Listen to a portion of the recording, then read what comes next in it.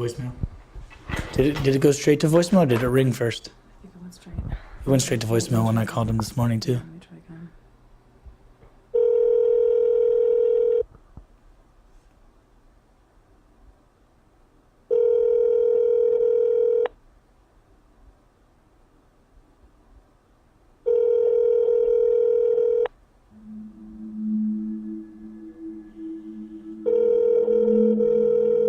Sorry, there's no more room to record new. I left a few. Oh, did you? Can you just fill me in on microphone what's going on? About maybe an hour ago, I got a text message from our source. We were supposed to go back to see him this afternoon. He'd been delaying and not responding to our text messages. And out of the blue, he texted me at 11:37 a.m. saying, "I'm done with this. Sorry. CSIS just came to my house and interviewed me. I'm done here."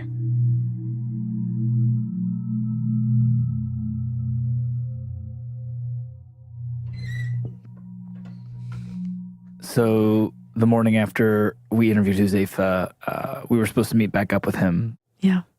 But we can't get a hold of him. Right. And finally he sent a text saying that CSIS. This is CSIS. This is the Canadian intelligence branch. Had contacted him. Right. And he's saying that these authorities had questioned him. Right. Talked to his parents. Right. According to him, they went through his computer. Right. I mean, the timing of that was just really odd. Yeah. So, of course, the first thought was my phone being tracked?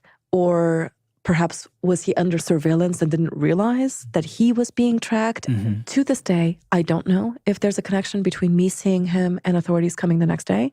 I tried to find out. One of the things that Huzaifa sent me was a picture of the business card of the CSIS agent who had interviewed him that morning. I called that number repeatedly. I left messages. Nobody called me back. So normally, I would hang around. I would call my editors and ask for a couple more days on the ground. I would try to go to his house. I would maybe go to his place of work. I would see if I could re-engage with him. But I didn't have time to do that because at the very moment that we had gone to see Huzaifa, Iraqi troops could at any moment enter Mosul, which has been under ISIS control for more than 2 years. The battle to take back the city of Mosul This continues to be a difficult fight. was ramping up.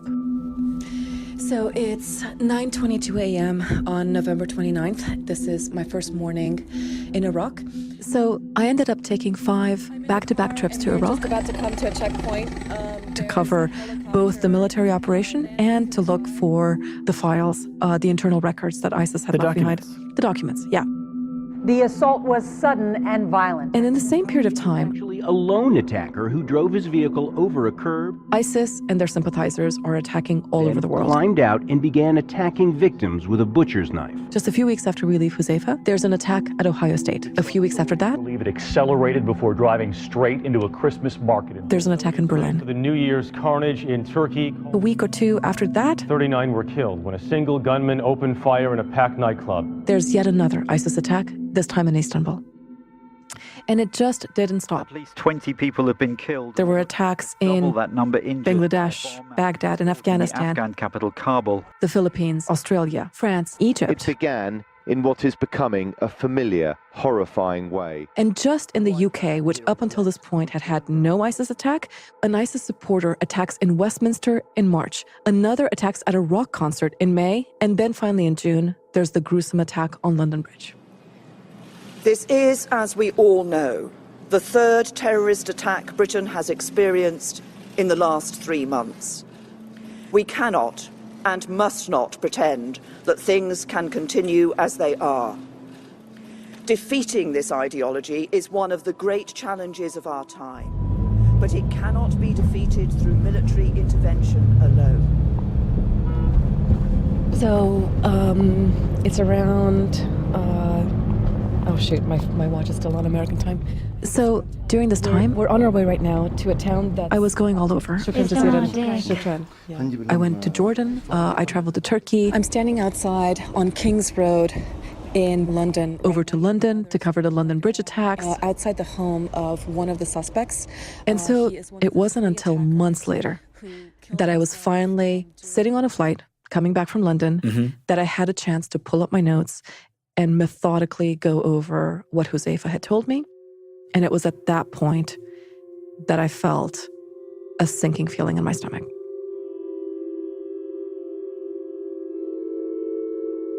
Something was off with his passport. All right. Oh, boy. Chapter 6, Paper Trail. Okay, and where's the picture of his passport? So when I got back to our office here in New York... when does he enter... that entry stamp is when? September 17th, 2014. I sat down with Asta and other members of our team. What does it say at the bottom? Something... Karachi Airport? To go back over... Karachi? Oh yeah, Jinnah International Airport, Karachi. You can read it. Every detail of what he had told us. You see that there's one at the bottom. Right. I mean, keep in mind, I've interviewed 2 to 3 dozen of these guys. And with this project, I'll have put 3 of them on the record. 3. And the reason for that is that we can't take people at face value. We take what they say, and then you have to try to see if you can find corroboration. So this is Pakistan. So with Huzaifa... So that makes this Pakistan, because it's the same shape. What he told us is that he goes from Pakistan to Turkey, from Turkey to Syria, and then in reverse when he comes out, from Syria to Turkey, Turkey to Pakistan. Exit from Pakistan, 9th February. Now, of course, when? February to when? There's no stamp going into Syria. You're being smuggled into a rebel-controlled area. Right. Wait, there's not an exit stamp between these two, right? Yep. And curiously... And there's nothing from Turkey. Right. We don't find any sort of entry stamp into Turkey. What the hell? Initially what we see... So this matches... We see the brackets of that trip. We see him leaving Pakistan and we see him re-entering Pakistan in the dates that he roughly told us he was there. This matches his story. That matches his story. But then I noticed another stamp. There's a stamp that says exit from Pakistan, 1st July 2014. So we have him exiting Pakistan on July 1st. This is 3 days before Baghdadi walked into the Al-Nouri Mosque and declared himself Caliph. And I specifically asked Huzaifa, where was he on that day? And he said, I was in Syria. So how does that make sense, right? It doesn't make sense. So I guess he goes home. That's presumably his first time home. This stuff is really annoying me.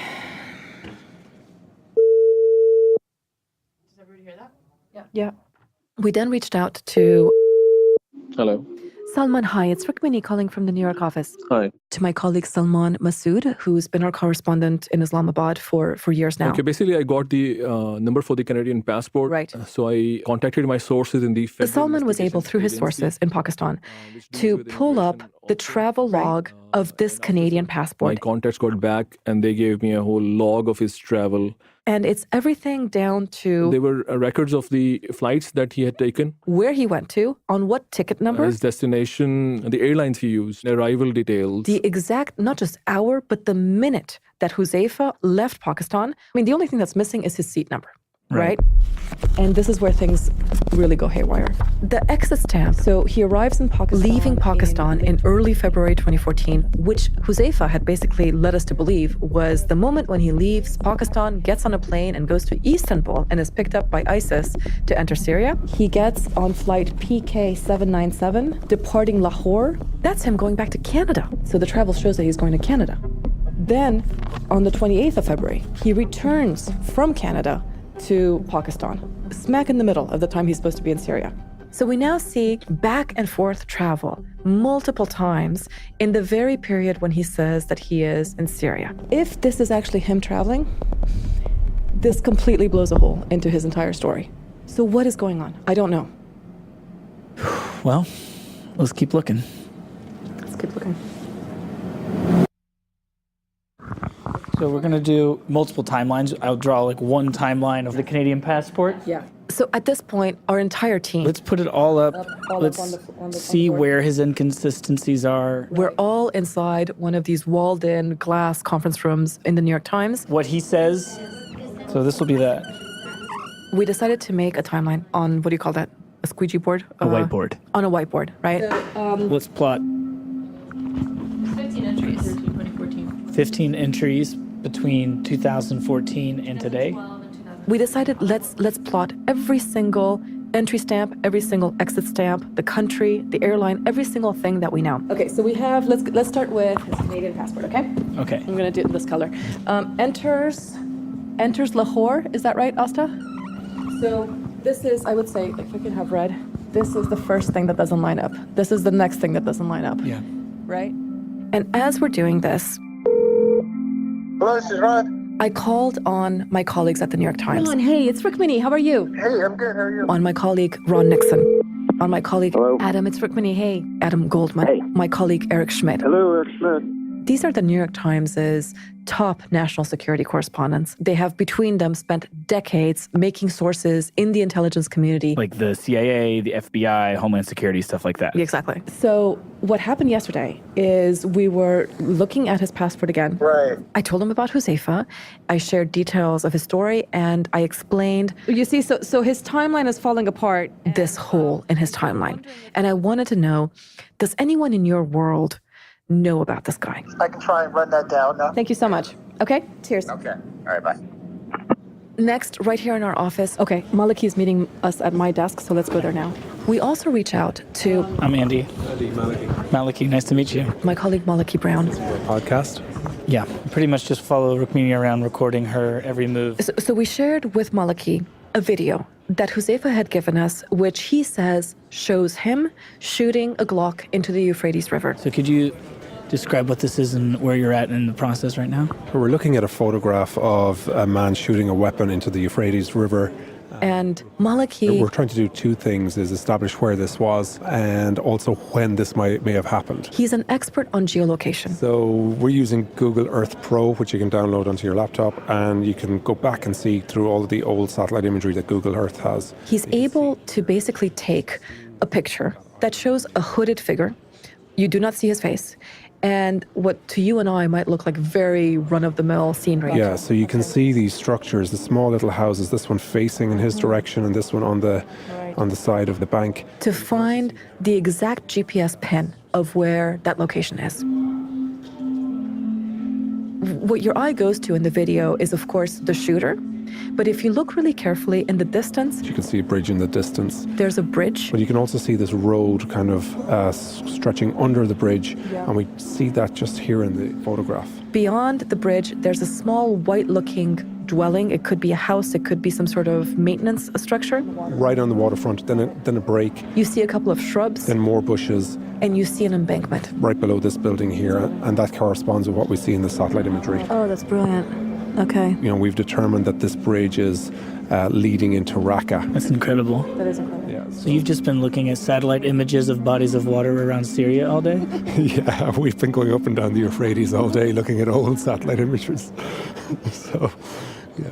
So what Maliki is doing is he's looking at footage over time. He's looking at it in this month, in the next month, in the next month, in the next month. And what he shows us is that everything lines up except... and you can see that he's standing on an island in the middle of the river. The island of sand or gravel that the shooter is standing on. By using old satellite imagery, we can tell within the 3-month period of when that island appeared. That doesn't appear in the satellite imagery until... After November 2014, this island appears. After November 2014. So if you go back to 2014, it just disappears. It disappears. On 10/5. Right. Yeah, exactly. So it's not there now. So if that picture is of Huzaifa like he claims it is. Yeah, he's there far later than he told us that he was.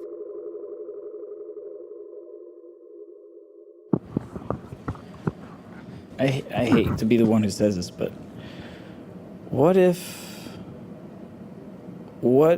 this turned out to be the weirdest case of catfishing? What is catfishing? That's like when somebody is online pretending to be someone else and then begins to rope people in real life into intense situations, usually romantic, with that person's invented persona. Yeah. But if this turns out to be some sort of fantasy that he's living out, like this is the most strange and profound fantasy I've ever heard of. Look, it makes sense to me that somebody that has been in the Caliphate, that if he's trying to exaggerate a little, you know, that if he's trying to, oh, yeah, was there when Baghdadi, announced that, oh my God, whatever, that makes sense to me. But not going there at all and making up all of those details about the Abu Nimr tribesmen, about this execution, about what it's like to hold the gun, about what it's like to actually whip somebody, about the fact that the blood splashes back up on you, that's a level of invention. It's too much. I mean, he is providing details that nobody knows, you know? Yeah.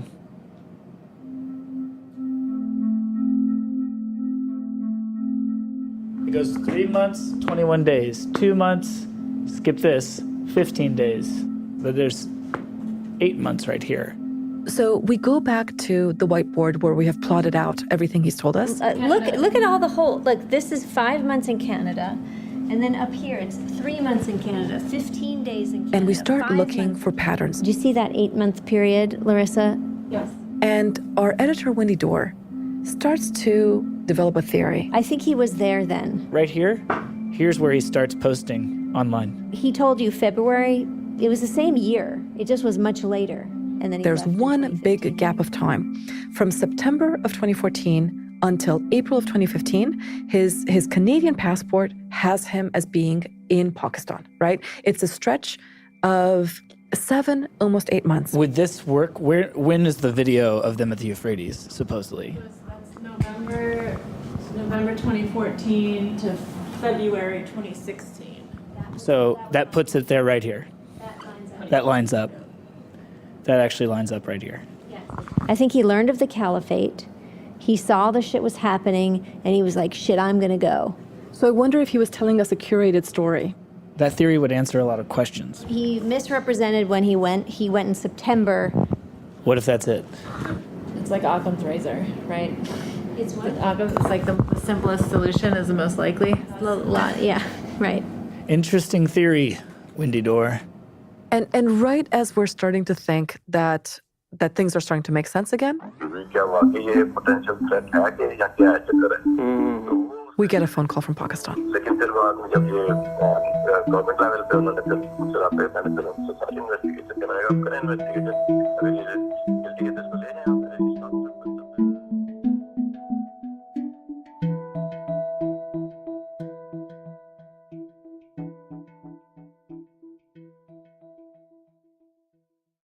Epix presents the original documentary This Is Home, winner of the 2018 Sundance Film Festival Audience Award for World Cinema Documentary. Filmmaker Alexandra Shiva's powerful storytelling captures the struggles and triumphs of 4 Syrian refugee families looking to rebuild their lives in America. Critics hail the film as heartwarming and a timely reminder that humanity knows no borders. This Is Home premieres Friday, June 22nd at 8 p.m. only on Epix or anytime on Epix.com. Watch with a free trial at Epix.com now.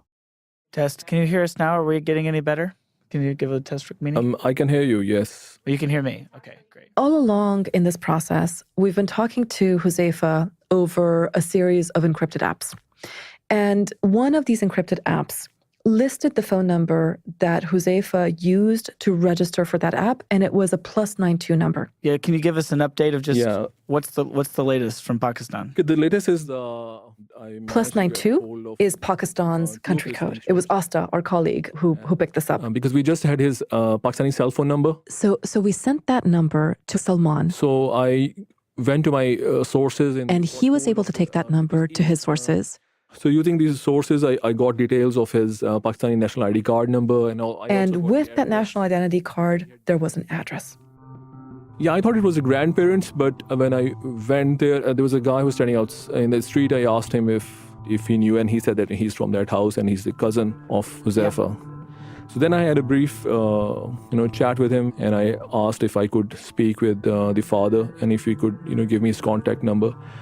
And 2 days later, I managed to, talk to him for like 20-25 minutes. Strange बात है कि इतनी detailed इसने story बना ली. Sir ये इसको मैंने उनको बताया बहुत शौक है पढ़ने का. Actually वो थोड़ा डाइवर्ट हो गया. He just portrayed his son as a curious kind of young mind who spent a lot of time over the internet. What did the father say to you specifically about Huzaifa's claim that he went to Syria, joined ISIS? Yeah, I asked the father about Huzaifa's alleged travels to Syria, and he said his son was never involved with any militant or terror outfit, and he had just cooked up a story about his involvement and his travels to Turkey or Syria. I see. I mean, he did try to sound very earnest, and he said Huzaifa was a very studious, a very keen kind of person by nature, and he mostly spent his time either at the university or at his grandparents' house. But, now after I've spoken with the teachers, his story doesn't really add up.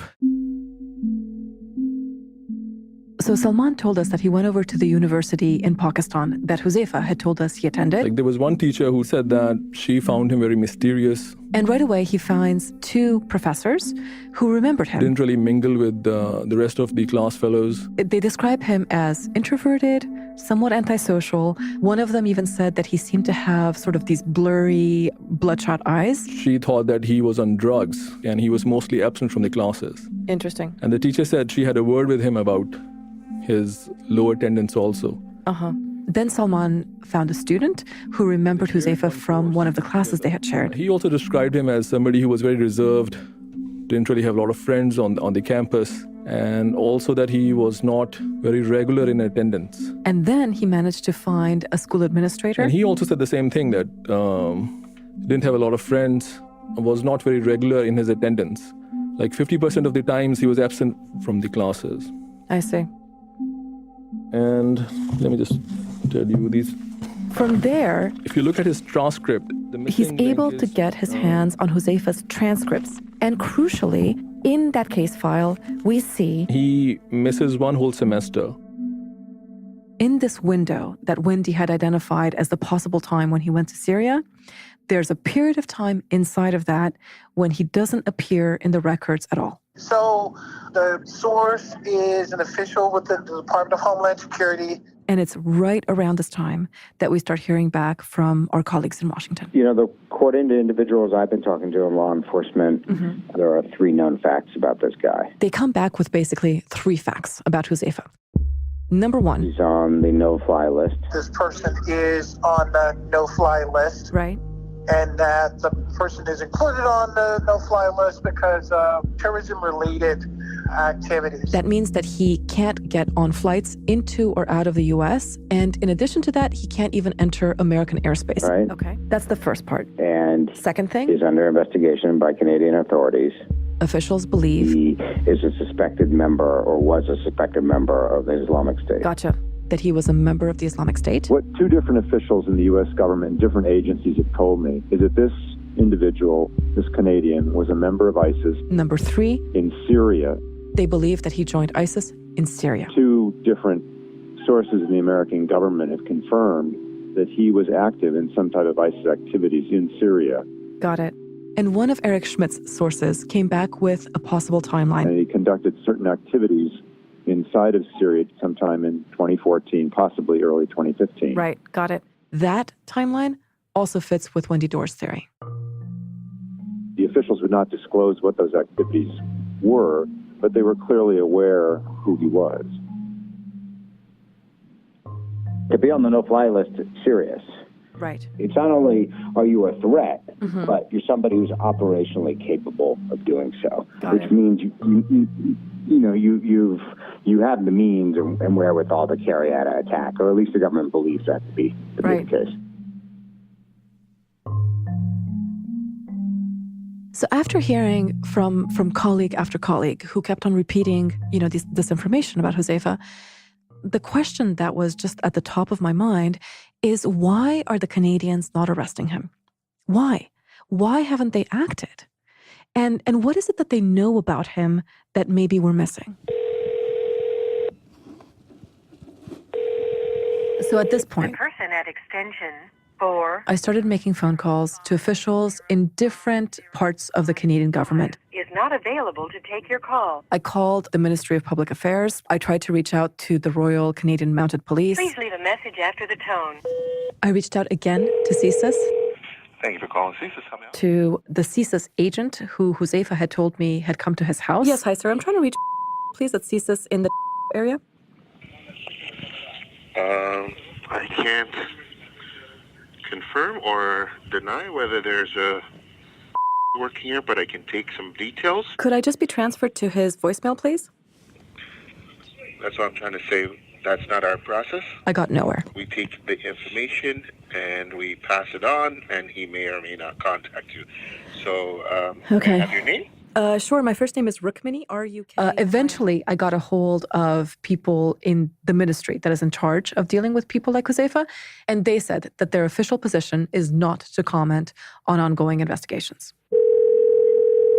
And that's when I reached out to an old source of mine. Hello. Hey, Mubin, it's Rukmini. How are you? Hey, how are you? A man named Mubin Sheikh. Joining me now, Mubin Sheikh. Mubin is a former Islamic extremist turned undercover operative. A Canadian citizen. He was born and raised in Canada, and yet in his teenage years, he became fully immersed in the teachings of militant jihadism. He's a former extremist himself. He later renounced his jihadist beliefs and became a CSIS and RCMP operative. When he was an undercover operative for Canadian intelligence, he helped dismantle one of the most famous terror cases in Canada called the Toronto 18. Now, I am like a triage counselor. He works to de-radicalize other former extremists. My job is to make sure that the public is safe and that he is not a threat to the public. And the reason I was calling him specifically is I had actually introduced him to Huzaifa after we left Canada. Right. My intention and my mindset was to help him. And can you just tell me a little bit like why you did that? Look, it's hard to know what, as a reporter, you're supposed to do in this situation. We are journalists. We're not an extension of law enforcement. And so going to the police is something that is not an option in our field. At the same time, I was concerned as we were leaving this hotel room. And at a minimum, it seemed to me that this is a person that needed help. So I'm recording this call. Okay. So Mubin was able to confirm a couple of key things, some of which I'd already heard from Huzaifa in the conversations I had with him since we left that hotel room. I actually just met with investigators yesterday. The most crucial, they've come and talked to him, is that he confessed to Canadian authorities. They talked to his father, they talked to his mother. About the broad arc of what he did in Syria, minus the murders. Yeah. Then why haven't they arrested him? It's not enough. It's not enough. It's not what you know, it's what you can prove in court. I see. You need to show beyond a reasonable doubt, not just by implication. Meher Arar, an engineer, husband, and father. So Mubin tells us about a Canadian Syrian. Accused by U.S. officials of being affiliated with Al-Qaeda. The Canadians had intelligence that he had some sort of connection to Al-Qaeda. Charge Arar vehemently denied. He was sent for 10 months of hell in a Syrian prison. He was eventually brought back to Canada. There is no evidence to indicate that Mr. Arar has committed any offense. The charges were dropped against him, and Canadian law enforcement actually issued an apology to him. And then the government had to pay him big bucks. Interesting. Multi-million-dollar lawsuit. This isn't even the only case like this. There was a couple. Sabrina Germain, 21 years old, and El Mahdi Jamali, 20. The two were accused of planning to leave Canada to fight with ISIS. They're posting on social media. Email exchanges, Facebook messages. There was also evidence the two bought materials to build a bomb. There was a recipe for creating that bomb found on their bedside table. This is a famous bomb-making recipe that was first published by Al-Qaeda. It's been used in countless attacks. Probably the most famous is the Boston Marathon attack. And yet, they got off. A jury of their peers found them to be not guilty. And it's been yet another embarrassment for Canadian authorities. This is the dilemma that we're facing. Everyone is facing all over. Mm-hmm. They want to bring cases to trial that lead to convictions. Because there is that doubt, they need more information. I see. I'm not in the room, so I don't know what they're looking for specifically, but I'm imagining that they're looking for forensic evidence. Right. Something concrete, something that places Huzaifa in Syria, whether it's his DNA, whether it's a witness statement from somebody who saw him there, documents that he appears in, that kind of thing. Mm-hmm. And this is where I think we find ourselves now in the same spot as Canadian authorities.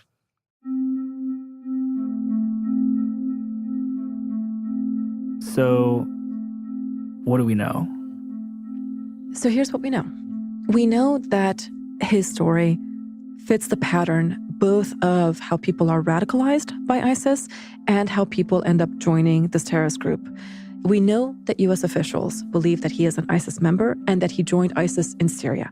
We know that the Canadian officials have him under surveillance. We know that he has this deep insider knowledge. Right. Deep insider, in the weeds knowledge that I can say has taken me more than 5 years to gain. And even then, there were things he taught me. You know, that there were things that he said that I didn't initially know, and that later, upon reflection and upon research, I realized were true about the group. Let me just end on the things we know. We also know he lied to us. We know he lied to us about the timeline and about how he got into Syria. Okay, Huzaifa, are you there? Yeah. So I had to go back to Huzaifa and see if he had any explanation for this. Your dad actually called my colleague this morning, Pakistani time, when you and I were both most likely asleep. Yeah. I know about that. Okay. I know about that conversation. So your dad is saying that you made up the whole thing. He said that, right? Yeah. Okay, good. I actually told my parents to say the opposite because, it is what it is. For me, I'm not going to incriminate myself any further. I guess I'm just asking you, if you made this up, if this whole thing was an invention, I guess just tell me, so I've been hoping I can say that this whole thing is bullshit, just so I can say that once they come around to a prosecution, that you cannot prove anything, because they cannot prove anything. All right, I wish people would say I'm lying. I actually wish that CSIS thinks I'm lying, that FBI thinks that those are lies, and whatever the rest of the agencies are. I actually wish that. I really wish that, Rukmini. There's a moment on tape when I ask you, were you there when Baghdadi declared the Caliphate on July 4th? And you said, yes, I remember them handing out candy. Yeah. I said that. I was there during that time. But Huzaifa, I understand that you're trying to protect certain details, but when you do that and you start contradicting yourself, everybody immediately goes, oh my God, he's a liar, right? And then it takes away from every other thing that you say that is true. Do you understand? Yeah. Can you please tell me? Are you... But it's gonna...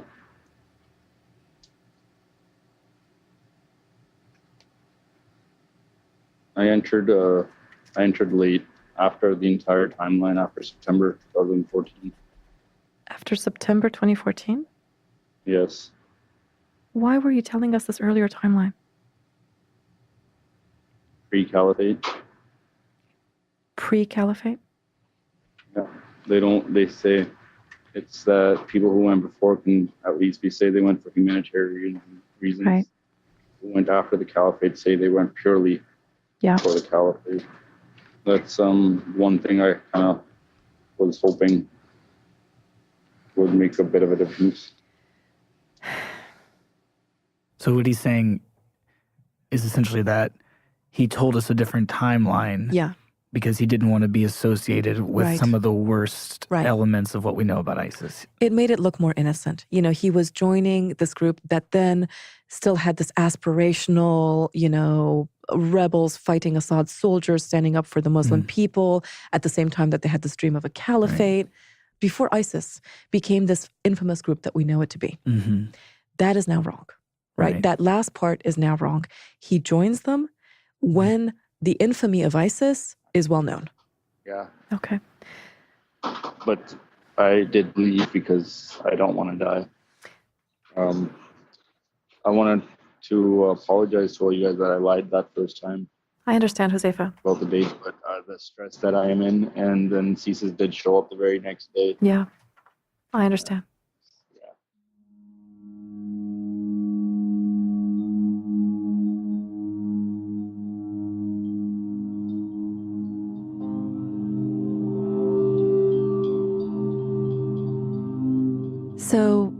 that's how we left things on the phone. But at the same time, I continued getting these panicked messages from Huzaifa saying things like, Rukmini, I can't breathe. He was expressing to me how stressed he was by the idea of us publishing the confessions he had made, to the point that he finally just one day flat out said, whatever is published, I'm just going to deny it. I mean, I can only imagine that from his point of view, when we emailed him and then called him and then went to see him, we happened to show up in this window of time when he thought that he had slipped through the cracks. Yeah. And as the investigation has unfolded and as he realizes that he is in trouble, I think he's become more and more anxious about his future. So what about what we don't know? Right. So here's what we don't know. Beyond the general window of time, we don't know the exact day that he entered Syria, nor the exact day that he left. In fact, we don't actually know how he got into Syria. Did he go through Turkey? Did he go through Istanbul, as he said he did? Or did he maybe go through another city, like, say, Ankara? And what passport did he use? We know it's not his Canadian one. We've ruled that one out. He had a Pakistani passport, but that was long expired. Did he use a forged document, a fake passport? And once inside Syria, we know what he said occurred, but we don't have secondary confirmation of almost any of that. And so we don't know if the atrocities that he has described are the sum total of what he did. To basically fact check what happened to him when he was inside the Caliphate, we need somebody who had eyes on him, somebody in Syria who was there alongside him and who saw what happened. Now, here's the problem with that. We know that according to him, he was a member of the Hizbah. The civilians told us that when the Hizbah was patrolling the streets, they were looking at the ground. They would try to not make eye contact with them. The second thing is we know that the Hizbah, when they carry out atrocities, executions, they mask their faces. Right. Even Huzaifa said that he would wear a mask. Even Huzaifa said that. So the chances of us being able to find someone who happened to be on the sidelines of one of these executions from the civilian side and who would remember him is close to nil. So the only other group that could have had eyes on him is the Islamic State itself. And on that front, I haven't given up yet. Hello. Hello, Qasim. Thank you so much. I've made contact through intermediaries with two different ISIS officials. Is Abu Abud al-Rakawi with you? Yes. We're working with Qasim Hamadeh. He's a foreign correspondent for a Swedish publication called Expressen. Okay, continue. Awesome. These are his sources. He's the one who put us in touch with them. And when I say put us in touch with them, I don't mean that he just picked up the phone. It took weeks of coordination and travel to make this happen. If we showed him some pictures, could he take a look and see if he recognizes the person that we're looking at? One of them was an emir of the Hizbah in Raqqa. Emir is like a boss, a manager kind of thing? It's more like a general, like a commander. إذا تعرفت عليه دغري بتقلنا إذا هو ولا مش هو. Yeah, I will show him the picture. Thank you very much, Qasim. No problem. Over WhatsApp. Okay. We sent him the pictures that we have of Huzaifa, both recent ones and then ones that date back to the time when he would have been in Syria. Look at the picture. He said that Huzaifa was definitely not in his own unit, but he's saying that he doesn't know who this guy is, but this guy, yes, he has seen him before. I see. He had seen him inside the Caliphate before. Can he try to see if other people recognize him? Yeah, أنت فيك تبعته للناس اللي فوق بعضهم. نسأل جماعتك اللي بعضهم جوا. نسألهم عن بعض الصور إذا بيعرفوهم. يجيب معلومات أكتر. Yeah, he can do that. That would be wonderful. Okay, my Qasim. friend. Thank you very much for your help. Take care now. Good luck. Thank you. Bye-bye. Through that emir, Are you recording us? we were able to then get in contact with another ISIS official I asked our colleague Abdul Jabbar to translate for us. Testing, 1, 2, 3. This ISIS official was an administrator in one of ISIS's offices in Raqqa that was in charge of handing out IDs to new ISIS recruits. He saw the pictures of Huzaifa. What is he saying? And he said, He's saying, I remember this guy. I am 100% sure. 100%. He remembers him. He is the guy who we gave him the ID.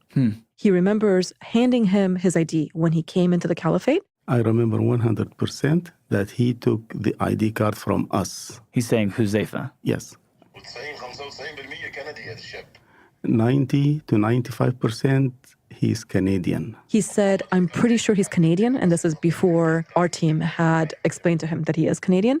He added that he was there for not very long and that he then disappeared. And the reason he remembers him, because this is a person that must have processed probably dozens of ISIS recruits. Why would he remember this guy?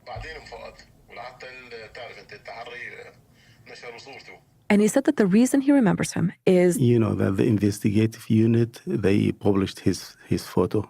Interesting. That's what he said. Yeah. He said that when Huzaifa escaped, there was an internal notice, basically like an internal wanted poster with his picture that was circulated among ISIS members so that at checkpoints, they would look for him and try to arrest him. Now, here's the difficult thing. We've just spent month after month after month trying to confirm the account of just one ISIS member, Huzaifa. These are two other ISIS members who I haven't even met. Their stories have not been vetted. And what I'm trying to do right now is I'm trying to see if this second man, the one who remembers seeing this wanted poster, if he is able to help us find this paperwork. So that's where we're at. And where exactly is that we're at? Like, where is it that we're leaving Huzaifa for the time being? I suspect that if it's true, that he really did go to Syria, as U.S. officials seem to be quite certain of. As he told us he was. As he told us he was. Yeah. And if he did the things there that he told us he did. Right. At some point, something will emerge. A picture, a piece of paper. This wanted poster, maybe? Yeah. And until then... Yeah. Until then, my notebook remains open.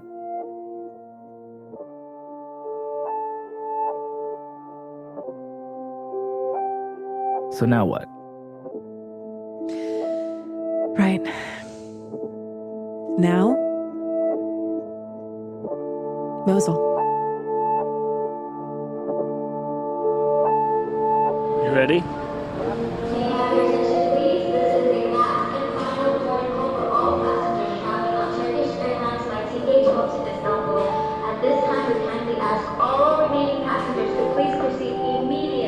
Remember the last two remaining.